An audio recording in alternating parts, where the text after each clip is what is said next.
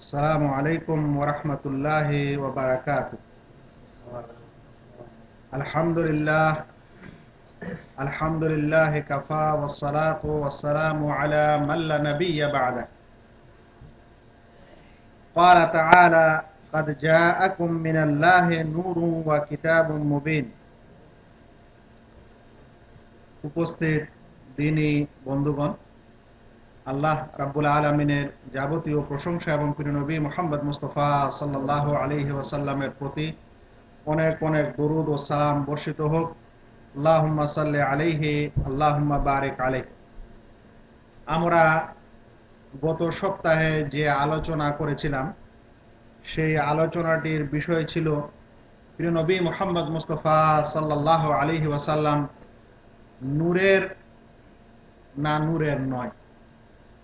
এ বিষয়ে আলোচনা করার পর আমরা ওয়াদা করেছিলাম যে আগামী আলোচনায় আমরা সেই সমস্ত দলিল প্রমাণগুলির আলোচনা করব যারা বলে থাকেন যে নবী সাল্লাল্লাহু আলাইহি সাল্লাম হচ্ছেন নূরের তৈরি, আর এর সাথে সাথে যে প্রমাণগুলি তারা দিয়ে থাকেন সেই প্রমাণগুলির খণ্ডন এবং সেই প্রমাণগুলির গবেষণা আমরা করব, সেই ওয়াদা করেছিলাম। তাই আজকে সেই বিষয়েরই আলোচনা হবে। আমরা এর আগের আলোচনায় যে সারাংশে পৌঁছেছিলাম সেটি ছিল এই যে প্রিয় নবী মুহাম্মদ মুস্তাফা সাল্লাল্লাহু আলাইহি সাল্লাম একজন মানুষ ছিলেন। তিনি মানুষের পেটে জন্ম লাভ করেছিলেন। তার পিতার নাম আব্দুল্লাহ, মায়ের নাম আমেনা, এবং তিনি যেরকম মানুষের বাচ্চা দুধ পান করে ধীরে ধীরে বড় হয় তেমনও তিনি ধীরে ধীরে বড় হয়েছিলেন। মানুষের যেমন দুঃখ বেদনা হয় তারও জীবনের সেরকম দুঃখ বেদনা হয়েছে। মানুষের যেমন খুশি ও আনন্দ হয় তারও জীবনে সেরকম খুশি ও আনন্দ হয়েছে। মানুষেরা যেমন খাওয়া দাওয়া করে রাস্তাঘাটে চলাফেরা করে তিনি সাল্লাল্লাহু আলাইহি সাল্লামও সেরকম করেছেন। মানুষের যেমন বিবাহ শাদীর প্রয়োজন হয় নবী করিম সাল্লাল্লাহু আলাইহি ওয়াসাল্লামেরও বিবাহ হয়েছিল। মানুষের যেমন সন্তান হয় তারও তেমন সন্তান হয়েছিল। মানুষ যেমন লড়াই করার সময় আঘাত হলে রক্ত ঝরে পড়ে নবী করিম সাল্লাল্লাহু আলাইহি ওয়াসাল্লামও যুদ্ধের সময় দাঁত ভেঙে যাওয়ার ফলে রক্ত ঝরে পড়েছিল। সবচেয়ে বড় কথা হলো মহান আল্লাহ রাব্বুল আলামিন সূরা কাহফের লাস্ট নম্বর আয়াতে বলেছেন, কুল ইন্নামা আনা বাশারুম মিথলুকুম ইউহা ইলাই, বলে দাও আমি তোমাদের মতোই একজন মানুষ, কিন্তু আমার কাছে ওহী আসে। এর আলোচনার সারাংশ এটা ছিল। আজকে আমরা আলোচনা যে বিষয়টির করব সেটি হচ্ছে এই যে যারা নবী সাল্লাল্লাহু আলাইহি সাল্লামকে মানুষ বলে না, মানুষের গণ্ডি থেকে বের করে দেয়, দিয়ে তাকে নূরের সৃষ্ট বলে, আর এটা বললে কি ক্ষতি আছে আমরা তাও সেদিন আলোচনা করেছিলাম। প্রথম কথা হলো এই যে তাকে যদি আমরা বলি যে আল্লাহর নূরের তৈরি, তারা বলে, কেউ বলে জাতি নূরের তৈরি আর কেউ বলে সেফাতি নূরের তৈরি। এটা আবার কি জিনিস বুঝাতে গেলে একটু সময় লাগবে, সংক্ষিপ্ত আকারে বলে দিই। প্রথম কথা, আমরা প্রমাণ করেছি দলিল প্রমাণ সহকারে যে নবী সাল্লাল্লাহু আলাইহি সাল্লাম মানুষ ছিলেন। এখন যারা বলেন যে না মানুষ ছিলেন না, তারা বলেন আল্লাহর নূরের তৈরি এবং জাতি নূরের তৈরি। জাতি নূর মানে সত্তাগত নূর। যেমন মনে করেন এটি একটি বোতল, বোতলে পানি আছে, এই পানি থেকে কোনো জিনিস তৈরি করা হচ্ছে, তাহলে এই পানির সত্তা থেকেই কোনো জিনিস তৈরি করা হলো, একে বলা হয় জাতি নূর। মানে আল্লাহ তাআলার অস্তিত্বের থেকেই যা তৈরি করা হয় ওকে বলা হচ্ছে জাতি নূর। আর সেফাতি নূর বলা হচ্ছে আল্লাহর গুণগত নূর দ্বারা। আল্লাহ তাআলা নূর, সেই নূর থেকে নবী সাল্লাল্লাহু আলাইহি সাল্লাম তৈরি করা হয়েছে। মনে রাখবেন, আল্লাহ তাআলার সাথে তার জাতি বা সত্তার সাথেও কেউ শরীক নেই এবং তার সেফা এবং গুণের সাথেও কেউ শরীক নেই। আল্লাহ তাআলা একক। আল্লাহ রাব্বুল আলামিনের সত্তাগত নূর থেকে যদি মুহাম্মদ সাল্লাল্লাহু আলাইহি সাল্লামকে সৃষ্টি মনে করি বা বিশ্বাস করি, আর তার সেই সৃষ্টি থেকে সারা জগৎকে যদি আমরা সৃষ্টি মনে করি, তাহলে সত্যিকার অর্থে সারা জগৎ আসলে কার নূর হলো? নবী মুহাম্মদ সাল্লাল্লাহু আলাইহি সাল্লামের নূর হলো। আর নবী মুহাম্মদ সাল্লাল্লাহু আলাইহি সাল্লাম কার নূর হলো? আল্লাহর নূর হলো। তাহলে গোটা জগৎটাই হচ্ছে আল্লাহর নূর। নাউজুবিল্লাহ, তাহলে কুকুর বিড়ালও কি আল্লাহর নূর? নাউজুবিল্লাহ, তাহলে কাফের মুশরিক ফেরাউন হামানও কি আল্লাহর নূর? আর এই আকীদা এবং বিশ্বাসই হচ্ছে হিন্দুইজমের এবং খ্রিস্টানের বিশ্বাস, যারা মনে করে যে সারা পৃথিবীতে আমরা যা কিছুই দেখছি সেটা আসলে আল্লাহরই অংশ, যাকে বলা হয় সর্বেশ্বরবাদ বা যাকে বলা হয় প্যান্থিজম। আর ইসলাম বলে আল্লাহ রাব্বুল আলামিন একক, তার জাত এবং সিফাত থেকে কাউকে সৃষ্টি করা হয়নি। তার জাত পুত পবিত্র মহিয়ান গরিয়ান, তিনি আকাশে সমুন্নত আছেন, আকাশের উপরে আরশে সমুন্নত আছেন। তার অস্তিত্ব দ্বারা কোনো কিছু তৈরি করা হয়নি। স্বয়ং ঈসা আলাইহিস সালামকে যারা আল্লাহর ছেলে বলেছে, আল্লাহর পুত্র বলেছে, এ বলার কারণে আল্লাহ রাব্বুল আলামিন কোরআনে তাদেরকে খুব শক্ত ভাষায় এ কথার খণ্ডন করে বলেছেন যে তারা কাফের হয়েছে যারা বলে যে ঈসা মরিয়মের পুত্র হচ্ছে আল্লাহর কি, মরিয়মের পুত্র ঈসা হচ্ছে আল্লাহর ছেলে বা আল্লাহর পুত্র। তারা কাফের কেন? কারণ আল্লাহর অংশী করিয়েছে এই ছেলে বলে। আর এখন যদি কেউ বলে যে না, আমাদের নবী মুহাম্মদও আল্লাহর ছেলে তো নন, কিন্তু আল্লাহর নূরের তৈরি, তাহলে কি হয়ে গেল? ওই কথাটার মতো হলো না? এবং এরকম আকীদা কি জঘন্য এবং শিরকি আকীদা হবে না? তবে আমি আপনাদের আজকে যে বিষয়টি বোঝাতে চাচ্ছি সেটি হচ্ছে এই যে, যেই লোকেরা বলে থাকে যে আল্লাহর নবী সাল্লাল্লাহু আলাইহি সাল্লাম হচ্ছেন আল্লাহর নূরের তৈরি, তাদের দলিল প্রমাণগুলো কি এবং সেগুলো কি আসলে দলিল এবং প্রমাণ না নয়। আপনাদেরকে দলিল প্রমাণ কথাটির একটু কথা বুঝাতে চাই, কারণ এটা প্রয়োজন আছে। দলিল কাকে বলে, প্রমাণ কাকে বলে? দুনিয়ার বিষয়ে দলিল প্রমাণ একরকম, কিন্তু কোরআন এবং সুন্নত বা ইসলামের বিধানের দলিল প্রমাণ আরেক রকম। আপনার কাছে একটা হুন্ডা আছে, গাড়ি আছে, এটা কি দলিল রে ভাই? যদি আপনাকে রাস্তায় আটকায় তো আপনি কি করবেন? আপনার লাইসেন্স দেখাবেন, রক্সা দেখাবেন, এটা হলো আমার দলিল। দোকানদারে পুলিশ আসবে, চেক করবে, আপনার এটা দোকান, কি প্রমাণ? আপনি রক্সা দেখাবেন, লাইসেন্স দেখাবেন, তাই না? কিন্তু ইসলামের বিধানে দলিল কাকে বলা হয়? এটা করা জায়েজ, এটা করা জায়েজ নয়, এটা বিশ্বাস ঠিক, এটা বিশ্বাস ঠিক নয়। এর দলিল প্রমাণ হচ্ছে যে কোরআন এবং হাদিসে এ বিষয়ে কি এসেছে। যখন আপনি বলবেন যে এই সময় জোহরের পর 2 রাকাত সুন্নত নামাজ পড়তে হবে, তখন আপনাকে দলিল দিতে হবে, হয় কোরআন থেকে দেন আর না হলে সুন্নত থেকে দেন। অনেক ক্ষেত্রে ইজমা এবং কিয়াস থেকেও সেটা দেওয়া যায়, নচেত আপনার কথা মানা হবে না। এখন যে সমস্ত ভাইয়েরা নবী করিম সাল্লাল্লাহু আলাইহি ওয়াসাল্লামকে আল্লাহর নূরের বলছেন, মানুষ এমনি যদি একটা দাবি করে তাহলে কিন্তু কেউ শুনবে না। অবশ্যই তার দাবির পিছনে কি থাকা দরকার? দলিল থাকা দরকার। তারাও কিছু দলিল দিয়েছে এবং সেই দলিলগুলি আমরা আজকে জানার চেষ্টা করব, যেন আমরা ক্লিয়ার হয়ে যাই যে আল্লাহ রাসূল সাল্লাল্লাহু আলাইহি সাল্লাম আসলে আল্লাহর নূরের ছিলেন না মানুষ ছিলেন, এবং এই আকীদায় কি সমস্যা আছে বা নেই। প্রথম কথা, তারা দলিল দিয়েছেন সূরা মায়েদার 15 নম্বর আয়াত থেকে, যে 15 নম্বর আয়াতে আল্লাহ রাব্বুল আলামিন বলছেন, কাদ জাআকুম মিনাল্লাহি নূরুন ওয়া কিতাবুম মুবিন। অর্থ হলো যে তোমাদের কাছে আল্লাহর পক্ষ থেকে এসেছে নূর মানে জ্যোতি বা আলো এবং একটি স্পষ্ট কিতাব। বলছে এই হলো নবী সাল্লাল্লাহু আলাইহি সাল্লাম নূরের তৈরির প্রমাণ। কারণ আল্লাহ বলছেন আল্লাহর পক্ষ থেকে একটি কিতাব এসেছে, স্পষ্ট কিতাব এবং নূর এসেছে, তাহলে আমাদের নবী সাল্লাল্লাহু আলাইহি সাল্লাম সেই নূর এবং নবী সাল্লাল্লাহু আলাইহি সাল্লাম নূরের সৃষ্টি। এটা হলো কি, যারা বলে থাকেন যে নবী সাল্লাল্লাহু আলাইহি সাল্লাম নূরের তৈরি। বন্ধুগণ, আসলে এগুলো দলিল নয়, এগুলো হচ্ছে সংশয়। আমি বুঝাচ্ছিলাম একটু আগে যে দলিল কাকে বলে। দলিল কোরআন এবং সুন্নতের এরকম কোন হাদিস বা আয়াতকে বলা হয়। উদাহরণস্বরূপ আমরা বলছি নবী করিম সাল্লাল্লাহু আলাইহি সাল্লাম নূরের না মাটির না মানুষ? বললাম তিনি মানুষ ছিলেন, কারণ আল্লাহ রাব্বুল আলামিন সূরা কাহফে বলছেন ইন্নামা আনা বাশার, বলে দাও আমি একজন মানুষ তোমাদের মতোই। এটাকে বলা হয় দলিল। আর সংশয় বলা হয় এরকম স্পষ্ট না, ঘেঁষাঘেঁষি কথা। কেমন? বলছেন আমাদের নবী সাল্লাল্লাহু আলাইহি সাল্লাম যখন জন্মগ্রহণ করেছিলেন তখন তার মায়ের পেট থেকে একটা আলো বের হয়।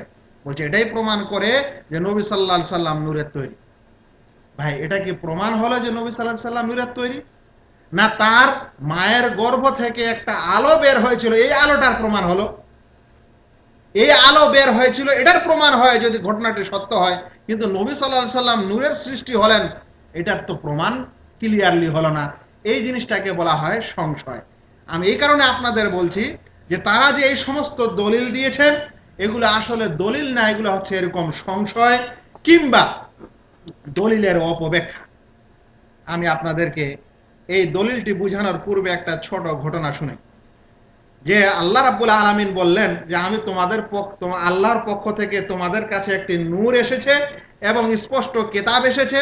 তারা বললেন যে এই নূর এসেছে মানে মুহাম্মদ সাল্লাল্লাহু আলাইহি সাল্লাম নূরের তৈরি। এই বিষয়ে আমি একটি আপনাদেরকে ঘটনা শুনে। আমি তখন মাদ্রাসার ছাত্র, 17-18 বছর বয়স আমার। আমি আর আমার এক বন্ধু এক বাড়িতে বেড়াতে গেছি, এক বন্ধুর বাসায় বেড়াতে গেছি। সেই সময় ওই গ্রামে একটি মশলা নিয়ে খুব তর্ক চলছিল। মশলাটা ছিল যে নামাজের পরে ইমাম সাহেব সবাইকে মিলে একত্রিত দোয়া করতে হবে কি হবে না, যেটা আমাদের দেশে অধিকাংশ জায়গায় এখনো দেখা যায়। তো ওই সময় ওই গ্রামে ওটা খুব আলোচনা চলছে। আর আমরা সকালে দুই বন্ধু ওই বাড়িতে বেড়াতে গেলাম।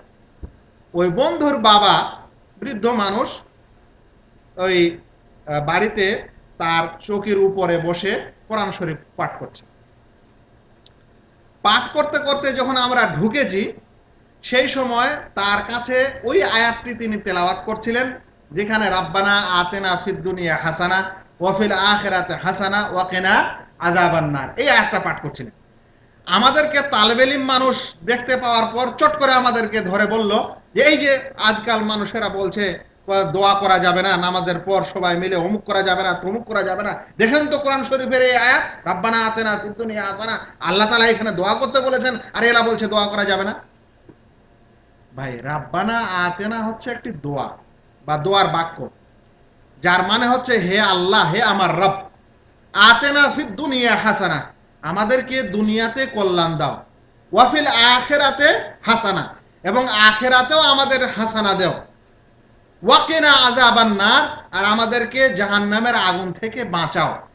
কিন্তু এই আয়াতটার দ্বারাই কি প্রমাণ হলো যে আমরা সবাইকে আমাদেরকে ইমামের পিছনে হাত তুলে দোয়া করতে হবে?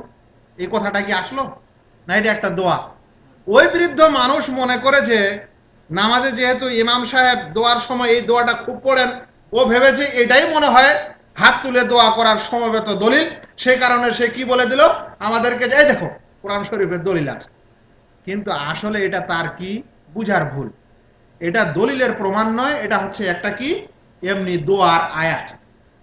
এরকমই এই ঘটনাটি বা এই আয়াতটি যখন ওরা দেখলো যে আল্লাহর পক্ষ থেকে নূর এসছে এবং স্পষ্ট কিতাব এসছে, সঙ্গে সঙ্গে নূর শব্দটা পাওয়ার সাথে সাথে বলে দিল না, আমাদের নবী সাল্লাল্লাহু আলাইহি সাল্লাম নূরের তৈরি, এটা হচ্ছে প্রমাণ। ভাই, এটা কি প্রমাণ হলো? আল্লাহর পক্ষ থেকে নূর আসা আর নবী সাল্লাল্লাহু আলাইহি সাল্লাম নূরের সৃষ্টি হওয়া দুটি আলাদা আলাদা জিনিস নয়? এবার আমরা আপনাদেরকে একটি কথা বলি যে তারা এই নূর কথাটি এত বেশি ব্যবহার করে যে নূর শুনলেই বুঝে নেয় যে না, আমাদের নবী সাল্লাল্লাহু আলাইহি সাল্লাম নূরের তৈরি। কত ব্যাপক ব্যবহার করে এই নূর কথাটি আমি আপনাদের কিছু উদাহরণ দিই। বলে থাকে নামের ব্যাপারে, নূর নবী, নুরানি চেহারা, নূরে মোহাম্মদী, নূরে মুজাসসাম, নূর জাহান, নূর বক্স, নূরুন নবী, নুরানি বঙ্গানুবাদ কোরআন শরীফ, নুরানি পাঞ্জেসুরা, নুরানি কায়দা, নুরানি নামাজ শিক্ষা, নুরানি মাজমুয়ে ওয়াজায়েব, নুরানি মাদ্রাসা, নুরানি ট্রেনিং, নূরে মাতলুব, নূরে রূহ, নূরুন আলা নূর, মানে নূর নূর করে গোটা দেশটার সব কিছুতে ভর্তি করে দিয়েছে। এবং এই কারণে যখনই তারা নূর কথাটি শুনতে পাচ্ছে মনে করছে যে আমাদের নবী সাল্লাল্লাহু আলাইহি সাল্লাম নূরের তৈরি। বন্ধুগণ, কোরআন শরীফের এই আয়াতের আমরা নিজে কোনো ব্যাখ্যা দিতে পারি না। কেন? নিজের ব্যাখ্যাটা হলে হবে আমাদের মন গড়া ব্যাখ্যা। আমাদের জানতে হবে যে আমাদের পূর্বের ওলামায়ে কেরামগণ এরা বেশি পণ্ডিত, বেশি জ্ঞানী। তারা মুফাসসির কেরাম যারা পৃথিবীতে ছিলেন, যারা গত হয়ে গেছেন, তাদের কাছ থেকেই বর্তমান যুগের আলেম ওলামারা ইলম নিয়ে থাকে, না পেট থেকে ইলম তৈরি হয়। তাই আমাদের জানা দরকার যে তারা এই বিষয়ে কি আলোচনা করেছেন এবং কি তাফসীর করেছেন। মুফাসসির কেরামদের একটি দল বলছেন এখানে নূর এবং কোরআন দুটি একই মানে।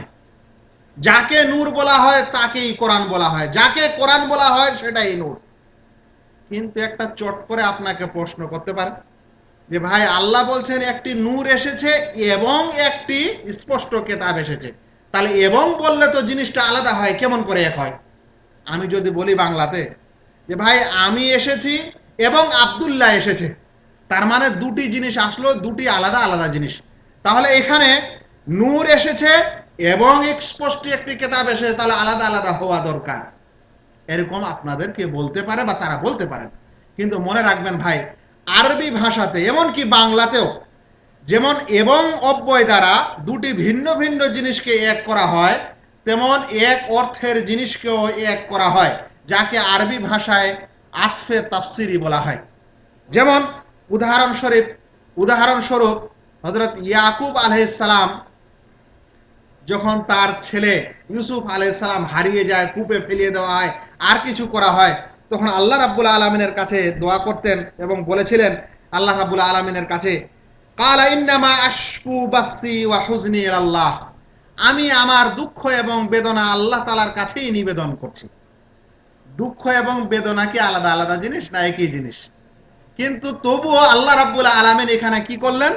ওয়াও বা এবং অব্যয় দ্বারা দুটোকে এক করে দিলেন। সেই জন্য এবং ব্যবহার হওয়ার মানেই কথা এটা নয় যে কোরআন আলাদা জিনিস আর নূর আলাদা জিনিস, বরং দুটি একই জিনিস। যেমন ইয়াকুব আলাইহিস সালাম বলেন, আমার দুঃখ এবং বেদনা আমরা তোমার কাছেই নিবেদন করছি। আমি আপনাদেরকে বাংলাতেও একটা কথা বলতে চাই, এবং থাকলেই দুটি আলাদা আলাদা জিনিস হয়, হতে পারে, কিন্তু অনেক সময় দুটি আলাদা আলাদা হয় না, একটা জিনিসই হয়। যেমন আমি আপনাদের বলি যে ভাই লোকটা ভালো এবং সুন্দর, সুন্দরটা ভালো না ভালো নয়? ভালোটা সুন্দর কি সুন্দর নয়? দুটির অর্থ কাছাকাছি, কিন্তু তা সত্ত্বেও আমরা কি বলি? এবং কথাটা ব্যবহার করে থাকি। তাই আল্লাহ রাব্বুল আলামিন এখানে নূর ওয়া কিতাবুম মুবিন, নূর এবং একটি স্পষ্ট কিতাব এসেছে এ কথা বলেছেন, যার উভয়টির অর্থই এক, মানে কোরআন এসেছে, আলোকময় জ্যোতিময় কোরআন এসেছে। যারা আপনারা একটু আরবি পড়াশোনা করেছেন, একটু সামান্য আরবির গ্রামার জানেন, তারা জানেন যে এক বচনের জমির বা সর্বনাম হচ্ছে হু বা হোয়া, আর দ্বিবচনেরটা হচ্ছে হোমা, আর বহু বচনেরটা হচ্ছে কি? হুম। যারা একটু আপনারা আরবি পড়েছেন, না পড়লে তবুও বোঝা যেতে পারে। সে এসেছে আমরা বাংলায় বলি, বহু বচন হলে কি বলি? তারা এসেছেন। পার্থক্য হলো না সে এবং তারা? এরকম আরবি ভাষায় সে এসেছে মানে হুয়া যা, সে এসেছে। তারা দুইজন এসেছেন মানে হোমা যা, ওরা দুইজনেই এসেছে। আল্লাহ রাব্বুল আলামিন যখন এখানে বললেন যে আল্লাহর পক্ষ থেকে নূর এসেছে এবং একটি স্পষ্ট কিতাব এসেছে, তারপরে বলছেন যে এর মাধ্যমে আল্লাহ তাআলা ইয়াহদি বিহিল্লাহু মানিত্তাবা রিদওয়ানাহ, আল্লাহ তাআলা হেদায়েত দিয়ে থাকেন এর মাধ্যমে যারা এর অনুসরণ করে থাকে। আল্লাহ রাব্বুল আলামিন বলছেন ইয়াহদি বিহি, এক বচনের সর্বনাম নিয়ে এসেছেন তারপরের আয়াতেই। এইটা বোঝা যায়, এর দ্বারাই বোঝা যায় যে নূর এবং কিতাব আসলে একটাই জিনিস, দুটি জিনিস না। যদি দুটি জিনিস হতো তাহলে ইয়াহাদি বেহি না বলে বলার প্রয়োজন ছিল ইয়াহাদি বেহিমা, বহু বচন বা দ্বিবচনের সর্বনাম ব্যবহার করার প্রয়োজন ছিল। কিন্তু আল্লাহ রাব্বুল আলামিন সেটা না করে বলছেন কি ইয়াহদি বিহিল্লাহ, এর মাধ্যমে আল্লাহ তাআলা হেদায়েত দান করেন। অথচ আল্লাহ রাব্বুল আলামিন তার আগে নূর এবং কিতাব আলাদা আলাদা ভাবে বর্ণনা করেছেন, কিন্তু সেটা একই অর্থের জিনিস, সেজন্য তারপরে এক বচন ব্যবহার করছেন। বন্ধুগণ, তবে এটাও আমাদের মনে রাখা দরকার যে কিছু মুফাসসিরে কেরাম এই নূর বলতে মুহাম্মদ সাল্লাল্লাহু আলাইহি সাল্লামকে বোঝানো হয়েছে এ কথাও বলেছেন। আর যদি আমি শুধু আমার কথাই বলে যাই তাহলে এটা বেইনসাফি হবে। আমাদেরকে ক্লিয়ার করতে হবে যে আমাদের সালাফে সালেহিন এর ব্যাখ্যা কি করেছেন। কিছু মুফাসসিরে কেরাম, যেমন একটু আগে বললাম যে তারা নূর এবং কিতাব বলতে একটি জিনিসকে বুঝিয়েছেন বলেছেন, আর সেটি হচ্ছে কোরআন মজিদ। আর দ্বিতীয় ব্যাখ্যায় বলেছেন যে নূর মানে মুহাম্মদ সাল্লাল্লাহু আলাইহি সাল্লাম এবং কিতাবে মুবিন মানে হচ্ছে স্পষ্ট কিতাব, মানে হচ্ছে কোরআন মজিদ। কিন্তু একটি কথা মনে রাখবেন যে নূর বলতে মুহাম্মদ সাল্লাল্লাহু আলাইহি সাল্লামকে বোঝানো হয়েছে, আর এই নূর মানে বুঝা গেল যে আল্লাহর রাসূল নূরের তৈরি। দুটি কথার মধ্যে পার্থক্য আছে না নেই? একটা হলো যে এই নূর বলতে মুহাম্মদ সাল্লাল্লাহু আলাইহি সাল্লামকে বোঝানো হয়েছে যে আল্লাহর রাসূল আলো, আর একটা হলো না, এই নূর মানে হলো যে আল্লাহর রাসূল নূরের তৈরি। দুটা কথার মধ্যে কি আছে? পার্থক্য আছে। বন্ধুগণ, এই পার্থক্যটি আমি আপনাদের বুঝাতে চাই।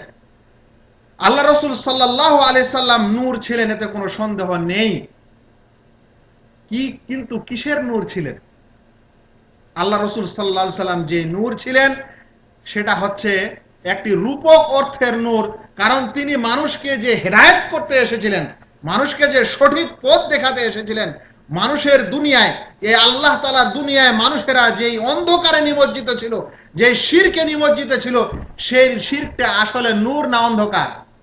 গুনাহগুলি নূর না অন্ধকার? অন্ধকার। সেই অন্ধকারকে দূর করার জন্য তিনি এসেছিলেন বলেই তাকে কি বলা হয়? নূর বলা হয়। নচেত তিনি নূরের সৃষ্টি ছিলেন এ কথা না।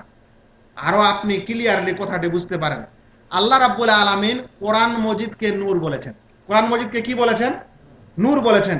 কিন্তু কোরআন মজিদটা কি এই নূরের তৈরি? কথাটা বুঝা যাচ্ছে ভাই আমার?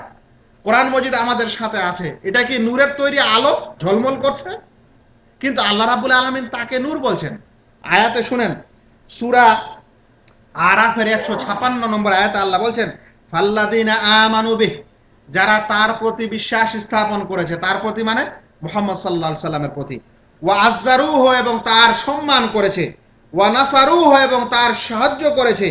ওয়াত্তাবাউন নূর আল্লাযী উনজিলা মাহ, এবং ওই নূরের অনুসরণ করেছে যেটা তার উপর অবতীর্ণ করা হয়েছে।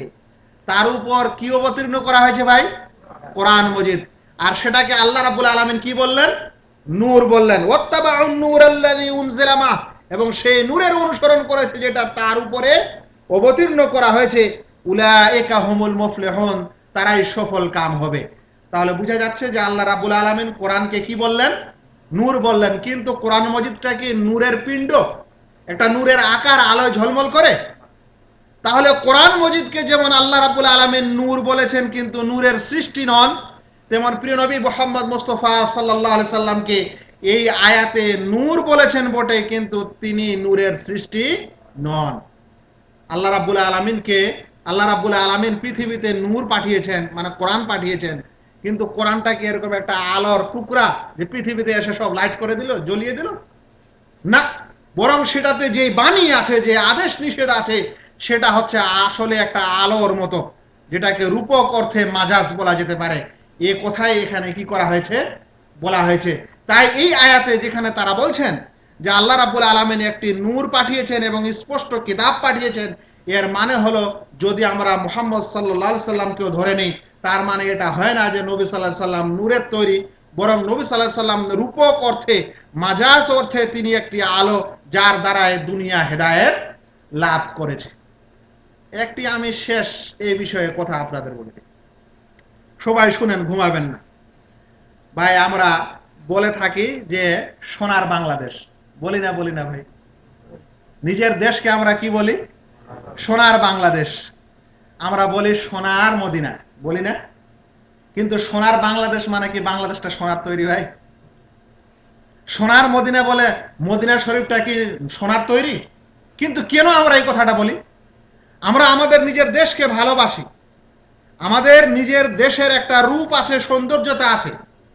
সেই দেশের গাছপালা, নদী নালা, সেই দেশের মানুষজন, সেই দেশের শাকসবজি, এসব কিছু এত সুন্দর যে যেন সোনার মতো, নাকি এত মূল্যবান যে সোনার মতো। সেই কারণে না আমরা বলি যে বাংলাদেশ সোনার দেশ, সোনার বাংলাদেশ। কিন্তু বাংলাদেশটা কি সোনার? তো আমাদের নবী সাল্লাল্লাহু আলাইহি সাল্লামের ব্যাপারটা এরকম। নবী সাল্লাল্লাহু আলাইহি সাল্লাম নূরের, মানে তিনি নূরের সৃষ্টি না। নবী সাল্লাল্লাহু আলাইহি সাল্লামকে আল্লাহ রাব্বুল আলামিন যে উদ্দেশ্যে পাঠিয়েছেন, যে কারণে পাঠিয়েছেন, যেই হেদায়েতের বাণী তিনি পৃথিবীতে প্রচার করেছেন, সেটা এত সুন্দর, এত ভালো আর এত দামি যে এটা সোনার মতো। সেই কারণে তাকে বলা হয় যে নূরের নবী। না হলে আসলে তিনি নূরের সৃষ্টি ছিলেন না। আমি আশা করি এই পয়েন্ট আপনারা বুঝেছেন এবং বুঝার চেষ্টা করেছেন। এরপরে আমি প্রতিপক্ষের দ্বিতীয় দলিলও আপনাদের কাছে শোনাতে চাই, যার কিছু কথা আমি গত সপ্তাহে বলেছিলাম যে নবী সাল্লাল্লাহু আলাইহি সাল্লাম আল্লাহর সত্তার নূরের তৈরি, তারা বলছেন, যেটা একটা শিরকি কথা। সেই কথার পক্ষে এই আয়াতের ব্যাখ্যা আমি আপনাদের দিলাম, যেটা তারা দলিল হিসাবে পেশ করছিলেন। এরপরে একটি হাদিস শোনাই, তারা এই হাদিসটাকেও দলিল হিসাবে পেশ করে থাকে এবং আমরা এই হাদিসটির সম্পর্কেও জানার চেষ্টা করব। তারা বলেন, যে জাবের রাদিয়াল্লাহু তাআলা আনহু থেকে নাকি বর্ণিত হয়েছে। আমাকে নাকি কথাটা বোঝাতে হবে, কারণ এটি আসলে কিন্তু হাদিস না। সেই কারণে বলছি যে তারা বলেন যে জাবের রাদিয়াল্লাহু তাআলা আনহু থেকে নাকি বর্ণিত হয়েছে, আল্লাহ রাসূল সাল্লাল্লাহু আলাইহি সাল্লামকে তিনি একদা প্রশ্ন করেন, বিআবি আনতা ওয়া উম্মি আখবিরনি আন আউওয়াল শাইইন খালাকাহুল্লাহু তাআলা। হে নবী, আপনি আমাকে বলেন তো সর্বপ্রথম আল্লাহ রাব্বুল আলামিন কি সৃষ্টি করেছেন সব কিছুর পূর্বে?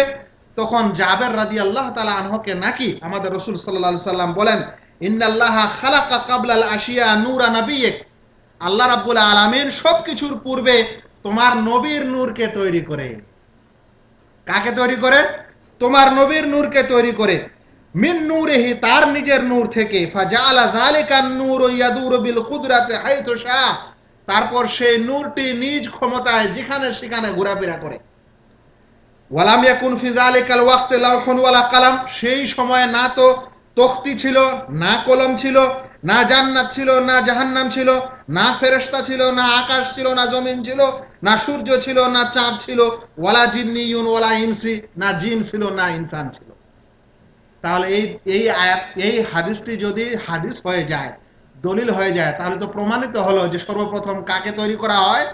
নবীর নূরকে তৈরি করা হয়। কার নূর থেকে? আল্লাহর নূর থেকে। বন্ধুগণ, যদি এটা হাদিস হতো তাহলে মানতে কোনো অসুবিধা ছিল না, কিন্তু আসলে এটা হাদিস না। হাদিসের নামে একটা হাদিস বানিয়ে জাল কথা, জাল জিনিস হাদিসের নামে প্রচার করে দিচ্ছে। একজন সাধারণ মানুষ এটা বুঝার ক্ষমতা রাখে না। তারা বলে, হ্যাঁ উনিও তো বড় হুজুর ছিলেন, এত বড় পাগড়ি পরে, এত সুন্দর দাড়ি, এত আলখেল্লা সুন্দর পোশাক, এ তো আরবিতে দলিল পাঠ করলেন, আর আপনি বলছেন না ওইটা মানা যাবে না। ভাই, এরকমই ঘটে। তারা এটাকে বলছেন হাদিস, কিন্তু আসলে এটা হাদিস না, একটা জাল কথা হাদিসের নামে প্রচার করা হচ্ছে। না বুখারী, না মুসলিম, না তিরমিজি, না আবু দাউদ, না ইবনে মাজাহ, না নাসাই, না অন্য কোনো হাদিসে এই হাদিস এসেছে, কিন্তু হাদিসের নামে প্রচার করে দিচ্ছে। এই হাদিসটিকে জাল হাদিস, এ কথা আবুল হাসানাত আব্দুল হাই লাখনবী একজন আলেম, তিনি আল আসার আল মারফুয়া ফিল আখবার আল মওদুআ, মওজু জাল খবর সবরে এই কথা বর্ণনা করেছেন। কাশফুল খাফা ওয়া মুজিলুল ইলবাস, ইসমাইল বিন মুহাম্মদ আল আজলুনি, তিনি তার বইতে এই হাদিসটিকে বলছেন এটি জাল হাদিস। সিলসিলা সহিহায় ইমাম আলবানী রাহমাতুল্লাহ আলাইহ যখন 458 নম্বর হাদিসের বর্ণনা দেন, তখন এই হাদিসের কথা উল্লেখ করে বলেন এটি হচ্ছে একটি জাল কথা, এটি আসলে কোনো হাদিস নয়। আর যদি এটি হাদিস কেউ মনে করে, তাহলে সহি হাদিসের বিপরীত কথা। সহি হাদিসে স্পষ্ট এসেছে যে আল্লাহ তাআলা সর্বপ্রথম কলমকে তৈরি করেছিলেন। কাকে তৈরি করেছিলেন ভাই? কলমকে, কোন নূরকে না, নবীর নূরকে, এরকম কোন কথা সহি হাদিসে এসেছে। হাদিসটি শুনেন, আল্লাহ রাব্বুল আল্লাহ রাসূল সাল্লাল্লাহু আলাইহি ওয়াসাল্লাম বলেন, ইন্না আউওয়ালা শাইইন খালাকাহুল্লাহু তাআলা আল কালাম। আল্লাহ রাব্বুল আলামিন সর্বপ্রথম যাকে তৈরি করেন সেটি হচ্ছে কলম। ওয়া আমারাহু আন ইয়াকতুবা কুল্লা শাইইন ইয়াকুন, তারপর আল্লাহ রাব্বুল আলামিন কলমকে আদেশ করেন যা কিছু ঘটবে সব কিছু লিখে ফেলো। তাহলে সর্বপ্রথম কি তৈরি হয়? কলম। হাদিসটিকে ইমাম তিরমিজি বর্ণনা করেছেন, মুসনাদ আবু ইয়ালাও বর্ণিত হয়েছে, সুনান আল কুবরা লিল বাইহাকির বর্ণিত হয়েছে, সিলসিলা সহিয়া প্রথম খণ্ড হাদিস নম্বর 133। তাহলে সহি হাদিসে কি পাওয়া যাচ্ছে? সর্বপ্রথমে কি তৈরি হয়েছে? কলম তৈরি হয়েছে। কিন্তু তারা একটা জাল হাদিস নিয়ে এসে নবী সাল্লাল্লাহু আলাইহি সাল্লাম নূরের তৈরি এ কথা বলার চেষ্টা করে থাকেন। আমি আপনাদের বুঝাচ্ছিলাম যেগুলো হচ্ছে সংশয়। যখন কোনো বিষয়ের সম্পর্ক আকীদার সাথে থাকবে, বিশ্বাসের সাথে থাকবে, সেখানে কোনো জাল জয়ীফ হাদিস কখনোই চলবে না। সেখানে স্পষ্ট ক্লিয়ার সহিহ হাদিসের প্রয়োজন, না হলে ঈমান আমল নষ্ট হয়ে যাবে। এটি ছিল সেই সমস্ত ভাইদের দ্বিতীয় দলিল, যার কিছু খণ্ডন এবং বর্ণনা আমি আপনাদের সামনে তুলে ধরলাম। এবার একটি তৃতীয় সংশয়, যেটা আমাদের ভাইয়েরা সব সময় বলে থাকেন, আর তারা নূরের দলিল হিসাবে সেই কথা বলে থাকেন। তারা বলেন যে নবী সাল্লাল্লাহু আলাইহি সাল্লাম নূরের তৈরি, এর প্রমাণ হলো এই যে নবী সাল্লাল্লাহু আলাইহি সাল্লামের ছায়া ছিল না। কথাটা শুনেছেন? ওরা বলে থাকে আলোচনায় যে নবী সাল্লাল্লাহু আলাইহি সাল্লামের কি ছিল না? ছায়া ছিল না। বলে এটা প্রমাণ করে যে নবী সাল্লাল্লাহু আলাইহি সাল্লাম নূরের তৈরি। বলে কিভাবে ভাই? কারণ নূরের বা জ্যোতির ছায়া হয় না, তাই আমাদের নবীর ছায়া ছিল না। কারণ তিনি কার তৈরি ছিলেন? নূরের তৈরি ছিলেন, সেই কারণে ছায়া ছিল না।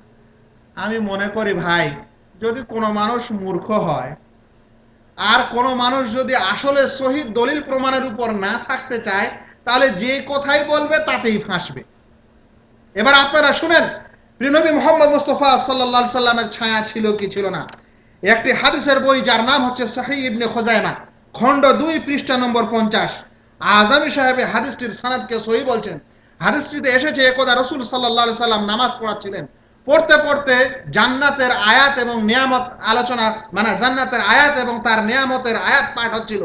এই সময় নামাজ পড়তে পড়তে আল্লাহ রাসূল একটু হাতটা এইভাবে আগে বাড়িয়ে দেন আর একটু বেড়ে যান, কিছুক্ষণ পর আবার একটু পিছনে চলে আসেন। সাহাবায়ে কেরাম এই ঘটনা দেখার পর আল্লাহ রাসূল সাল্লাল্লাহু আলাইহি সাল্লামকে নামাজের পর জিজ্ঞাসা করলেন, আল্লাহ রাসূল আপনি নামাজে এরকম একবার আগে বেড়লেন আবার পিছনে চলে আসলেন, কি ব্যাপার? তো আল্লাহ রাসূল বলছেন যে যখন আমি একটু আগে বাড়ি তখন এই যে জান্নাতের নিয়ামত আর এর ফল, এর সুন্দর ফলগুলো আমার সামনে আল্লাহ রাব্বুল আলামিন পেশ করে দিয়েছিলেন। আমার মনটা আমি ধরে রাখতে পারিনি, একটা ধরতে চেয়েছিলাম, নিতে চেয়েছিলাম, সেই জন্য আমি একটু আগে চলে গেছিলাম। আর পিছনে তখন এসেছিলাম, কেন পিছনে এসেছিলাম? বলছেন আমার উপর এই জাহান্নামের আগুনকে পেশ করা হয়েছিল এই নামাজে। আল্লাহ রাসূল বলছেন, আরবি শব্দগুলি শোনেন, হাদিসের অংশ বলছেন, সুম্মা উরিদাত আলাইয়ান নার, অতঃপর আমার উপর জাহান্নামকে পেশ করা হলো। বাইনি ওয়া বাইনাকুম, তোমাদের এবং আমাদের মাঝে এই জাহান্নামকে পেশ করে দেওয়া হলো। হাত্তা রাআইতু যিল্লি ওয়া যিল্লাকুম, আমি দেখলাম আমার ছায়াকে এবং তোমাদের ছায়াকে এই আগুনের মধ্যে। এই আগুনের আলোতে আমি কার ছায়াকে দেখলাম?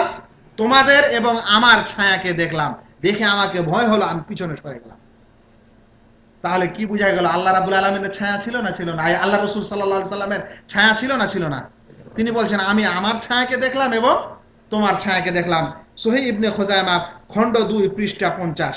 এবার দ্বিতীয় দলিল শুনেন, যেটা মুসনাদ ইমাম আহমদে বর্ণিত হয়েছে এবং ঘটনাটি তাবাকাত আল কুবরা 8ম খণ্ড 100 পৃষ্ঠায় বর্ণিত হয়েছে। ঘটনাটি একটু দীর্ঘ, আমি সংক্ষেপে আপনাদের সামনে বলে দেই। আল্লাহ রাসূল সাল্লাল্লাহু আলাইহি সাল্লাম জিহাদে গেলেন। যাওয়ার সময় তার সাথে 2 স্ত্রীকে সঙ্গে নিয়েছিলেন, একজনের নাম জয়নব আর একজন মনে হয় সাফিয়া রাদিয়াল্লাহু তাআলা আনহুমা। রাস্তায় ফেরার সময় সাফিয়া রাদিয়াল্লাহু আনহুমা, আল্লাহ রাসূলের স্ত্রীর সেই উট পালিয়ে যায়, হারিয়ে যায়। এরপর জয়নবের কাছে অতিরিক্ত উট ছিল, নিজের বাহনের চাইতে বেশি।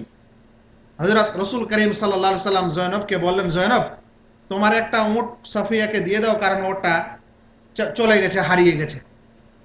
আর সতীনের মধ্যে একটা কি থাকে, একটা হাসাদ থাকে, একটা যন্ত্রণা থাকে। হারিয়েছে, ওর মনে খুশি হয়েছে, বলছে ইহুদির মেয়েকে আমি উট দিতে যাব না। ইহুদির মেয়ে বলেছে কেন? কারণ ইসলাম পূর্বে সাফিয়া রাদিয়াল্লাহু তাআলা আনহার পিতামাতা কি ছিলেন? ইহুদি ছিলেন। কিন্তু ইসলাম গ্রহণ করার পর আর সেই কটাক্ষটা করা কি ঠিক হবে? আর এরকম কটাক্ষ করা কি আসলে উচিত হবে? যখন এই উচিত হয়নি, তখন রাসূল করিম সাল্লাল্লাহু আলাইহি সাল্লাম যখন বাড়ি ফিরেছিলেন, তখন জয়নব রাদিয়াল্লাহু তাআলা আনহার বিছানাকে সরিয়ে দিয়েছিলেন। জয়নব রাদিয়াল্লাহু তাআলা আনহার ঘরে আর তিনি আসতেন না। প্রায় 1 মাস ধরে আল্লাহ রাসূল সাল্লাল্লাহু আলাইহি সাল্লামের অন্য স্ত্রীর সম্পর্কে এই যে সতীনের জ্বলন, যে কারণে ঘটনা ঘটলো, আল্লাহ রাসূল সাল্লাল্লাহু আলাইহি সাল্লাম তার উপর রাগ করে এরকম একটা কটূক্তি এবং কটু মন্তব্যের কারণে 1 মাস ধরে প্রায় জয়নবের ঘরে আল্লাহ রাসূল সাল্লাল্লাহু আলাইহি সাল্লাম আসলেন না। এরপরে জয়নব রাদিয়াল্লাহু তাআলা আনহা নিজে বলছেন যে তারপরে আমি শয়নের খাটটা উঠে রেখে দিলাম, সরাই দিলাম, যে আর হয়তো আল্লাহ রাসূল আমার কাছে আসবেন না। এরপর একদিন আল্লাহ রাসূল বলছেন যে আমি একদিন বসে আছি, তার স্ত্রী জয়নব বলছেন আমি বসে আছি, এমত অবস্থায় আমি দেখছি একটি ছায়া এগিয়ে আসছে। আপনারা অনুমান করতে পারেন, ঠান্ডার দিনে মানুষ যখন রোদে বসে রোদ খায় আর অন্য মনস্ক হয়ে থাকে, তখন কোনো মানুষ যদি রাস্তা দিয়ে হেঁটে যায় আশেপাশ দিয়ে, তাহলে ছায়ার এটা আগে আসে না? ওইরকম ঘটনা ঘটেছে। তো জয়নব রাদিয়াল্লাহু তাআলা আনহা খুশি হয়ে দেখছেন যে আল্লাহর রাসূলই আমার দিকে এগিয়ে আসছেন। হাদিসের শব্দটি হচ্ছে ইযা আনা বিযিল্লি রাসূলিল্লাহ সাল্লাল্লাহু আলাইহি সাল্লাম, এই মুহূর্তে আমি আমাকে নবী সাল্লাল্লাহু আলাইহি সাল্লামের ছায়ার মধ্যে দেখতে পেলাম। তাহলে কি বোঝা গেল? আল্লাহ রাসূলের ছায়া আছে না নেই? এই হাদিস থেকেও বোঝা গেল আল্লাহ রাসূলের ছায়া আছে। সেই কারণে এটা ঠিক নয় এই কথা বলা যে আল্লাহ রাসূলের ছায়া ছিল না, এই কারণে যে আল্লাহ রাসূল নূরের তৈরি ছিলেন। আমি আপনাদেরকে কোরআন মজিদ থেকে একটি দলিল আপনাদেরকে পেশ করে দিই, যেখানে আল্লাহ রাব্বুল আলামিন প্রত্যেক বস্তুর ছায়ার কথা বলেছেন। আল্লাহ রাব্বুল আলামিন বলছেন, আওয়ালাম ইয়ারাউ ইলা মা খালাকাল্লাহু মিন শাই, তারা কি দেখে না আল্লাহ রাব্বুল আলামিন যা সৃষ্টি করেছেন, যা কিছুকে সৃষ্টি করেছেন, ইয়াতাফাইয়াউ যিলালুহু আনিল ইয়ামিনি ওয়াশ শামাইলি সুজদান লিল্লাহ, সমস্ত কিছুর এই ছায়াগুলো ডানে এবং বামে ঢলে পড়ে আল্লাহ রাব্বুল আলামিনকে সিজদা করে। বলছেন যে আল্লাহ রাব্বুল আলামিন যা কিছু সৃষ্টি করেছেন সবকিছুর ছায়া ডানে এবং বামে ঢলে পড়ে আল্লাহর কি করেন? সাজদা করেন। তাহলে আল্লাহ রাসূল সাল্লাল্লাহু আলাইহি সাল্লাম আল্লাহর সৃষ্টি কি ছিলেন না? আর তার ছায়া কি তাহলে আল্লাহকে সিজদা করেনি? তারাও করেছে। সূরা নাহলের 48 নম্বর আয়াতে দেখতে পারেন এই দলিলটি। বন্ধুগণ, এরপরে লাস্ট কথা হিসাবে আমি আপনাদেরকে দুটি কথা আর বলে দিই। এরকম বন্ধুগণেরা বা ভাইয়েরা যারা বলেছেন আল্লাহ রাসূল সাল্লাল্লাহু আলাইহি সাল্লাম আল্লাহর নূরের তৈরি, তাদের আসল উদ্দেশ্য ভাই হলো এই যে নবী সাল্লাল্লাহু আলাইহি সাল্লাম মারা যাননি, এই জিনিসটা প্রমাণ করতে হবে। আর এটা প্রমাণ করতে পারলে পীর টিরেরাও মারা যাবে না, বাবারাও কবরে জীবিত থাকবে, আর ওদের ব্যবসা বাণিজ্য বা এই কার্যকলাপ চলবে। আর এই কারণে তারা এই কথা বলে থাকে, কারণ নবী সাল্লাল্লাহু আলাইহি সাল্লামকে যদি নূরের তৈরি প্রমাণ করা যেতে পারে, বিশেষ করে আল্লাহর সত্তা বা জাতের নূরের, তাহলে আল্লাহ রাসূল সাল্লাল্লাহু আলাইহি সাল্লামের মরণ হবে না, কারণ আল্লাহ রাব্বুল আলামিনের জাতের মরণ নেই, তিনি চিরঞ্জীব, আর তার নূরেরও কি হবে না? মরণ হবে না। তাই আল্লাহ রাব্বুল আলামিন জীবিত আছেন, আল্লাহ রাসূল সাল্লাল্লাহু আলাইহি সাল্লাম কবরে জীবিত আছেন, আর তার রেশ ধরে তার নবীগণ, তার ওলিগণ, আর তার পীরগণ আর খাজা বাবারা সবাই জীবিত আছে, কারণ নাকি তারা নবীর ওয়ারিস। তারা এই কারণে বলে থাকে যে নবী আসলে কিসের তৈরি? নূরের তৈরি, আল্লাহর নূরের তৈরি, উদ্দেশ্য এটা। আর এই কারণে এইসব পাঁচওয়ালা কথা মানুষকে বুঝায় যায়, বলেই যায়। এরকম বুঝাতে গিয়ে বলছে আল্লাহর নবী এমন নূরের ছিলেন যে পৃথিবীর চন্দ্রের আলো আর না সূর্যের আলো তাকে ঢাকতে পারত, এত নূরের ছিলেন। আমি বলবো ভাই, এটা একটা এরকম মিথ্যা কথা। আপনারা সকল বন্ধুগণ আল্লাহ রাসূল সাল্লাল্লাহু আলাইহি সাল্লামের হিজরতের ঘটনা জানেন। আল্লাহ রাসূল যখন মক্কা ছেড়ে মদিনায় যান, আর সংক্ষিপ্ত আকারে যখন মদিনায় পৌঁছালেন, বানু আউফ গোত্রে যখন তিনি আশ্রয় নিলেন, নেওয়ার পর লোকজনেরা খুশিতে এসে সালাম করতে লাগলো। আবু বকর এবং আল্লাহ রাসূল সাল্লাল্লাহু আলাইহি সাল্লাম দুইজনে মদিনাতে পৌঁছেছেন। মদিনাবাসীরা না তো আবু বকরকে দেখেছে, না নবী সাল্লাল্লাহু আলাইহি সাল্লামকে। ভুলবশত কিছু মানুষ আবু বকর রাদিয়াল্লাহু তাআলা আনহুকে নবী মনে করে সালাম করে, বেশি বেশি করে, নবী সাল্লাল্লাহু আলাইহি সাল্লামকেও করে আর আবু বকরকেও বেশি করে। এরপরে যখন রোদ চলে আসলো ওই দেওয়ালের কাছে, তখন আবু বকর রাদিয়াল্লাহু তাআলা আনহু চাদরটা নিয়ে গিয়ে ছায়া করে দিলেন আল্লাহ রাসূলের উপর। বলছেন তারা যে তখন আমরা বুঝতে পারলাম যে ইনি হচ্ছেন নবী আর ইনি হচ্ছেন আবু বকর রাদিয়াল্লাহু তাআলা আনহু। এটা কোনো বানোয়াটি ঘটনা না। ঘটনাটি বুখারী শরীফের কিতাব ও মানাকিবিল আনসার, আনসার গোত্রের মানাকিব, বাবু হিজরাতিন নবী, আর হাদিস নম্বর 3906 বর্ণিত হয়েছে। আরো একটি প্রসিদ্ধ ঘটনা বুখারী শরীফে এসেছে। আল্লাহ রাসূল সাল্লাল্লাহু আলাইহি সাল্লাম বানুল মুস্তালিক যুদ্ধ করার পর যখন ফেরত আসছিলেন, তখন রাস্তায় ক্লান্ত হয়ে পড়েন। একটি কাঁটাওয়ালা গাছ ছিল, কাঁটাগুলো সাহাবী সরিয়ে দিলেন। আল্লাহ রাসূল সাল্লাল্লাহু আলাইহি সাল্লাম সেই গাছের ছায়া তলে ছায়ার নিচে আরাম করলেন, বিশ্রাম করলেন, আর নিজের তরবারিটা গাছের উপর টেঙ্গে দিয়েছিলেন। এক কাফের এসে এই তরবারিটা নিয়ে আল্লাহ রাসূলকে চেতন করে বলছে, মুহাম্মদ তোমাকে আমার থেকে কে বাঁচাবে? মোট কথা হলো এই যে আল্লাহ রাসূল গাছের ছায়ার নিচে ছায়া নিয়েছেন, এরকম না যে আল্লাহ রাসূলের ছায়ার প্রয়োজন হয়নি। এই ঘটনাটি বুখারী শরীফের মাগাজি অধ্যায় গাজওয়াত বানিল মুস্তালিক হাদিস নম্বর 4139 বর্ণিত হয়েছে। আমি আলোচনার প্রায় শেষ দিকে লাস্ট কথা, সারাংশ স্বরূপে কথা বলতে চাই যে আল্লাহ রাসূল সাল্লাল্লাহু আলাইহি সাল্লাম অবশ্যই একজন মানুষ ছিলেন, যেমন আমরা মানুষ, তবে তিনি পৃথিবীর সর্বশ্রেষ্ঠ মানুষ। আল্লাহ রাসূল সাল্লাল্লাহু আলাইহি সাল্লাম নূরের সৃষ্টি, আল্লাহর জাতি নূর বা সত্তা নূর দ্বারা সৃষ্টি। এটা একটি ভয়ঙ্কর আকীদা এবং বিশ্বাস। এই বিশ্বাসে আমরা আল্লাহ এবং রাসূল সাল্লাল্লাহু আলাইহি সাল্লামকে এক করে ফেলি, কারণ আল্লাহ রাসূল সাল্লাল্লাহু আলাইহি সাল্লাম হচ্ছেন আল্লাহর নূরের তৈরি। যদি বলি তাহলে আল্লাহর অংশ হয়ে গেল কে? নবী মুহাম্মদ মুস্তাফা সাল্লাল্লাহু আলাইহি সাল্লাম। আর আল্লাহ রাব্বুল আলামিনের কোনো অংশ বা কোনো অংশই পৃথিবীতে নেই। এটা যদি আমরা বিশ্বাস করি, তাহলে এই বিশ্বাসের মাধ্যমে পৃথিবীর সমস্ত কিছুই নবীর নূরের তৈরি হয়। নাউজুবিল্লাহ, এমনকি কাফের মুশরিক হামান, ফিরাউন আর কুকুর, শৃগাল, শূকর, এর সবকিছুই নবীর নূরের তৈরি হয়। এটা আসলে নবীর মর্যাদা হয় না, আসলে কি হয়? নবীর বেইজ্জত করা হয়। প্রকৃত অর্থে। বন্ধুগণ, তিনি শ্রেষ্ঠ মানুষ ছিলেন, কিন্তু তিনি রূপক অর্থে নূরও ছিলেন, কারণ তিনি যেই হেদায়েত নিয়ে এসেছিলেন এই হেদায়েতটা ছিল একটা নূর, যার দ্বারা পৃথিবী আলোকিত হয়েছে। আল্লাহ রাব্বুল আলামিন কোরআন মজিদকে নূর বলেছেন, তাওরাতকে নূর বলেছেন, কিন্তু এটা বলার অর্থ এটা নয় যে কোরআন একটা হচ্ছে নূরের টুকরা বা নূরের আকার, কিন্তু এর বিধিবিধানগুলো এত সুন্দর এবং ভালো যে পৃথিবীর অন্ধকারকে কি করে দিয়েছে, আলোকিত করে দিয়েছে। আমরা যেমন বাংলা ভাষায় বলি বা সোনার বাংলাদেশ, সোনার মদিনা, কিন্তু আসলে বাংলাদেশটা সোনার না, মাটিরই তৈরি। আসলে মদিনাটা সোনার না, মাটিরই তৈরি। সেরকম নবী সাল্লাল্লাহু আলাইহি সাল্লাম নূর ছিলেন রূপক অর্থে, কিন্তু আসলে তিনি আল্লাহর নূরের সৃষ্ট ছিলেন না। তারা নবী সাল্লাল্লাহু আলাইহি সাল্লামকে নূরের প্রমাণ করতে পারলেই একটি তাদের আকীদা এবং স্বার্থ পূর্ণ হয়। সেটি হলো যে নবী সাল্লাল্লাহু আলাইহি সাল্লাম তাহলে মারা যাবেন না, কারণ আল্লাহ যেমন চিরঞ্জীব তেমন তার নূরও চিরঞ্জীব, আর সেই নূর থেকে নবী সাল্লাল্লাহু আলাইহি সাল্লাম তৈরি হলে, সৃষ্টি হলে নবী সাল্লাল্লাহু আলাইহি সাল্লাম ও চিরঞ্জীব, তাই কবরে তিনি জীবিত আছেন। আর ওর রেশ ধরে তার উত্তরাধিকারী যাদেরকে আউলিয়া এবং ওলি বলা হচ্ছে, তারাও কবরে জীবিত আছেন। আর এটা প্রমাণিত হলে কবর আবাদ হবে, সে কারণেই তারা কথা বলে থাকেন। এর কারণে তারা নবী সাল্লাল্লাহু আলাইহি সাল্লাম নূরের তৈরি নয়, কোরআনের আয়াতের অপব্যাখ্যা দিয়ে থাকেন, একটা জয়ীফ হাদিসগুলি বর্ণনা করে থাকেন, আর এর সাথে সাথে নবী সাল্লাল্লাহু আলাইহি সাল্লামের ছায়া ছিল না এ কথা বলে থাকেন, যার সারাংশ আমি আপনাদের সামনে পেশ করে দিলাম। এই আকীদার সবচেয়ে বড় ক্ষতিকর দিক হলো আল্লাহ রাব্বুল আলামিনের সাথে শরীক করা হয়। যদি খ্রিস্টানরা এ কারণে কাফের হতে পারে বা মুশরিক হতে পারে যে তারা ঈসা আলাইহিস সালামকে, মরিয়মের পুত্রকে আল্লাহর ছেলে বলেছে, যদি এটা বলার কারণে তারা শরীক করিয়েছে বলে তারা যদি মুশরিক হতে পারে, তাহলে আমরা যদি এই বিশ্বাস করি যে আমাদের নবীও আল্লাহর জাতি নূরের বা সিফাতি নূরের তৈরি, তাহলে আমরাও কিন্তু আসলে তাকে কি করলাম, আল্লাহর জাতের সাথে শরীক করালাম, অংশী করালাম। আর এই অংশী এবং শরীক হচ্ছে সবচেয়ে বড় গুনাহ, যেটা আল্লাহ রাব্বুল আলামিন ক্ষমা করেন না। যদি আমরা এই বিশ্বাস রাখি, তাহলে আমরা নবী সাল্লাল্লাহু আলাইহি সাল্লামকে মানুষের গণ্ডি থেকে বের করে দিলাম, অথচ আল্লাহ রাব্বুল আলামিন কোরআনে বলেছেন পৃথিবীতে মানুষই বসবাস করে, সে কারণে আমি মানুষকে নবী হিসাবে দুনিয়াতে প্রেরণ করি।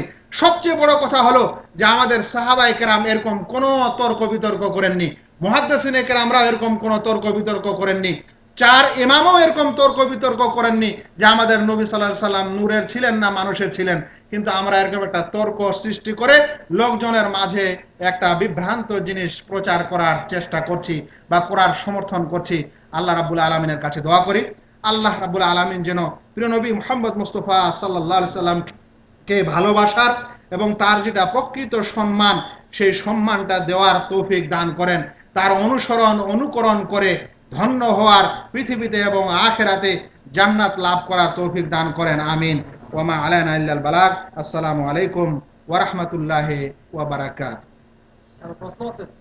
আপনাদের এই বিষয়ে যদি কোনো প্রশ্ন থাকে তাহলে এক আধটা করেন, আলোচনার সময় শেষ হয়ে গেছে। আচ্ছা বলেন। এই ব্যাপারে প্রশ্ন। কিছুদিন আগে আপনার টিভিতে খবর দেখলাম যে দুটা পা আছে না, কোনটা পা আপনার তুরস্ক থেকে আইনতে ওনার জোট করে আর কি, তুরস্ক থেকে বাংলাদেশের লোকেরা আনছে। কোথা থেকে? তুরস্ক থেকে। আচ্ছা, তুরস্ক থেকে ওনার পায়ের ওনার যে ছাপ, ওই ছাপগুলো বাংলাদেশের লোকেরা আনছে। আনার পরে বাইতুল মুকাররম মসজিদে নামাজ হচ্ছে, প্রায় লক্ষ লোক, সবাই এটা দেখার জন্য মানে সাক্ষাৎ করতেছে, দেখার জন্য দেখাইতেও আছে। এই জিনিসটা কি? ভালো প্রশ্ন। ঠিক, প্রশ্নটি হয়তো এখানে রেকর্ডিং এ নাও আসতে পারে, সেজন্য আমি পুনরায় করে দিচ্ছি, কারণ গুড আমিও দেখেছি ফেসবুকে আমিও দেখেছি, সেই জন্য আমি আপনি যে প্রশ্নটা করছেন সেই প্রশ্নটার উত্তর আমি একটু সাধারণভাবে দেওয়ার চেষ্টা করি। প্রশ্নটি হলো যে তুরস্ক থেকে নবী সাল্লাল্লাহু আলাইহি সাল্লামের পায়ের ছাপ বাংলাদেশে নিয়ে এসেছে, মানুষেরা সেটা দেখাদেখি করছে, বরকত নিচ্ছে, চুমা খাচ্ছে বা আর কিছু করছে, বিষয়টা কি? বন্ধুগণ, প্রিয় নবী মুহাম্মদ মুস্তাফা সাল্লাল্লাহু আলাইহি সাল্লাম একজন মানুষ ছিলেন, যেমন আমরা আজকের আলোচনা এবং এর আগের আলোচনায় শুনলাম। মানুষ হিসাবে কোনো মানুষের পা পাথরের ভিতর ঢুকে না বা পাথরে ছাপ পড়ে না। পড়ে কি ভাই? যার পা ছাপ হিসাবে পড়েছে এবং এর প্রমাণ ক্লিয়ারলি এসেছে, তিনি হলেন ইব্রাহিম আলাইহিস সালাম, যার পায়ের ছাপ মক্কায় এখনো রাখা আছে। আল্লাহ রাব্বুল আলামিন সেই স্থানটিকেই মাকামে ইব্রাহিম বলেছেন এবং সেই জায়গাটাকে মুসাল্লা বা ইমামতির স্থান হিসাবে নবী সাল্লাল্লাহু আলাইহি সাল্লামকে গ্রহণ করার আদেশ করেছিলেন। আর এক প্রকারের লোককে আল্লাহ রাব্বুল আলামিন এই ক্ষমতা দিয়েছিলেন যে তারা পাকে যেমন আমরা কাদাতে ঘষে ঘষে পা ভিতরে ঢুকাতে পারি, এরকম এক সম্প্রদায়কে আল্লাহ রাব্বুল আলামিন পৃথিবীতে তৈরি করেছিলেন। তারা পাথরে পা ঘষে ঘষে পা ঢুকে নিতে পারত। পাথরগুলিকে মানে যেমন আজকালকার নরম মাটি দিয়ে আমরা কিছু তৈরি করতে পারি, ওরা এরকম পাথর দিয়ে তৈরি করতে পারত। সেটা ছিল আদ কওম। কি কওম? আদ। সেটা অনেক পূর্বের কওম।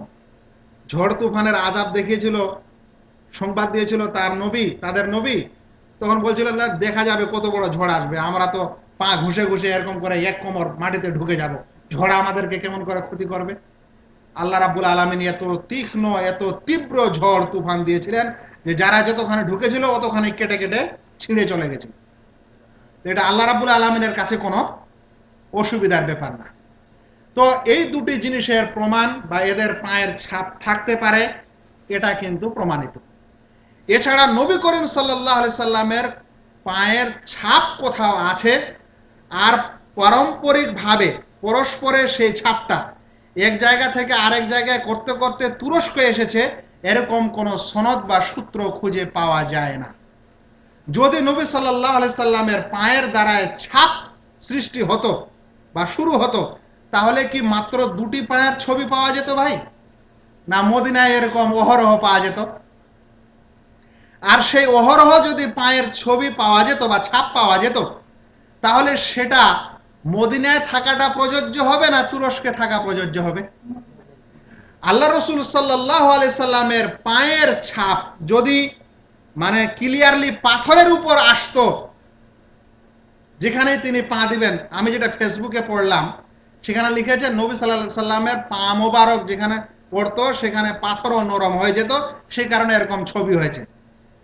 তাই যখন হিজরতের সময় আল্লাহ রাসূল সাল্লাল্লাহু আলাইহি সাল্লাম মক্কা থেকে মদিনায় যান, স্পষ্ট ঘটনা, প্রত্যেক বিদআতি মানুষ এবং যারা এরকম ধ্যান ধারণা রাখেন ক্লিয়ারলি শুনেন।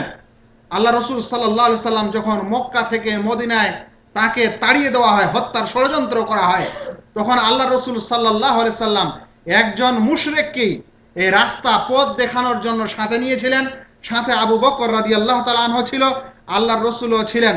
তারপর যখন রাতে তিনি বেরিয়ে গেলেন, তখন মক্কার মুশরিকরা গোল টেবিল করে এই মানে ইনাম আর এই পুরস্কার ঘোষণা করেনি যে যে ব্যক্তি মুহাম্মদকে জীবিত কিংবা মৃত অবস্থায় এই মক্কায় আমাদের কাছে উপস্থিত করতে পারবে তাকে 100 উট ইনাম দেওয়া হবে। এই ঘোষণা করা হয়নি কি? পৃথিবীর সকল মুসলিম এই ঘটনা জানে। তারপর যখন আল্লাহ রাসূল সাল্লাল্লাহু আলাইহি সাল্লাম বেরিয়ে গেছিলেন, আল্লাহ রাসূলের যদি পায়ের ছাপ থাকতো আর এরকম স্পষ্ট হতো, তাহলে কাফেররা আল্লাহ রাসূলকে খুঁজে বের করে নিয়ে আসতে পারতো না? পারতো না? কিন্তু পেরেছিল। ওরা আল্লাহ রাসূলের পায়ের ছাপ খোঁজার চেষ্টা করছিল। হাদিসে এসেছে যে ঘোড়ার সেই উটের সেই পায়ের ছাপ আর মুহাম্মদ সাল্লাল্লাহু আলাইহি সাল্লাম আবু বকর এবং সেই লোকের পায়ের ছাপ কোথায় আছে? কোথাও কোথাও একটা করে ধুলার উপরে তারা ছাপ পেত। কিন্তু যদি স্পষ্টভাবে এরকম পাথরের উপর ছাপ হতো, তাহলে ধুলাবালির উপর ছাপ হওয়া তো আরো সহজ জিনিস ছিল। আর আল্লাহ রাসূলকে পাওয়া, খোঁজ করা তো সহজ ছিল। কিন্তু পেয়েছিল কি? এরকম পাওয়া যায়নি। আল্লাহ রাসূল সাল্লাল্লাহু আলাইহি সাল্লাম মদিনার মসজিদে নামাজ পড়েছিলেন না পড়েননি? তিনি ইমামতি করেছিলেন না করেননি? গোটা জীবন করেছিলেন। তাহলে ওই জায়গাটাতে পায়ের ছাপ নেই কেন? আর তুরস্কে পায়ের ছাপটা পৌঁছেছে কেমন করে? আল্লাহ রাসূল সাল্লাল্লাহু আলাইহি সাল্লাম কাবা শরীফে তওয়াফ করেছিলেন না? না, ওখানে পায়ের ছাপ থাকলো না, আর তুরস্কে পৌঁছালো কিভাবে? কিন্তু ভাই রহস্য অন্য কিছু। এই সমস্ত লোক যারা এই পীর মাজারে বিশ্বাসী, তাদের এই সমস্ত বিশ্বাস এবং আকীদা, এদের এই সমস্ত জিনিসের মাধ্যমে মানুষকে আকর্ষণ করতে চায়। নবী সাল্লাল্লাহু আলাইহি সাল্লামের পা দেখাতে পারলে, কোন সময় নবী সাল্লাল্লাহু আলাইহি সাল্লামের চুল দেখাতে পারলে, কিছুদিন আগে চুলেরও খবর এসেছিল, আল্লাহ রাসূলের চুল, কিছুদিন আগে আল্লাহ রসুলের দাড়ির খবর এসেছিল, কিছুদিন আগে তরবারির খবর এসেছিল। এইসব খবরের মাধ্যমে তারা মানুষকে আকর্ষণ করতে চায় পীর মাজারের দিকে, যেখানে তারা এরকম আকর্ষণীয় কোনো জিনিস রাখবে আর তার দ্বারা মানুষেরা দর্শন করবে। ওইরকমই দর্শন যেরকম হিন্দুরা তাদের মন্দিরে এবং তাদের আরো কিছু জায়গায় কিছু রেখে দর্শন করায়। যদি নবী করিম সাল্লাল্লাহু আলাইহি সাল্লামের পায়ের এই চিহ্নটা প্রমাণও হয়ে যায়, তাহলে কি উম্মতের জয় হয়ে যাবে? তাহলে কি উম্মতের সবকে ক্ষমা করে দেওয়া হবে? ইব্রাহিম আলাইহিস সালামের পায়ের সেই ছবি যেটা কাবা শরীফে আছে থাকার কারণে কি ওটা চুমা খেতে বলতে বলা হয়েছে? সেটা বরকত নিতে বলতে বলা হয়েছে? সেটা দেখলে নেকি হবে এ কথা বলা হয়েছে? তাহলে আমরা এগুলো করছি কেন, আর মানুষকে এর আহ্বান করছি কেন? এর সব কিছুর রহস্য যদি শুনতে চান আর বুঝতে চান, তাহলে এরকম বড় বড় আলোচনার প্রয়োজন আছে। নিজের এই ব্যবসা বাণিজ্য কবর পূজা ছাড়া অন্য কোনো উদ্দেশ্য এবং জিনিস এখানে বোঝা যায় না। আমাদেরকে সব কিছু থেকে সতর্ক থাকা চাই। প্রথম কথা হলো এটা যে নবী সাল্লাল্লাহু আলাইহি সাল্লামের পায়ের চিহ্ন, এই প্রমাণটাই সত্য না। আর যদি প্রমাণটাই সত্য না হয়, তাহলে বাকি কোনো জিনিসই আর সত্য হতে পারে না। ওয়া মা আলাইনা ইল্লাল বালাগ। আসসালামু আলাইকুম ওয়া রাহমাতুল্লাহি ওয়া বারাকাতুহু। ওই পাথর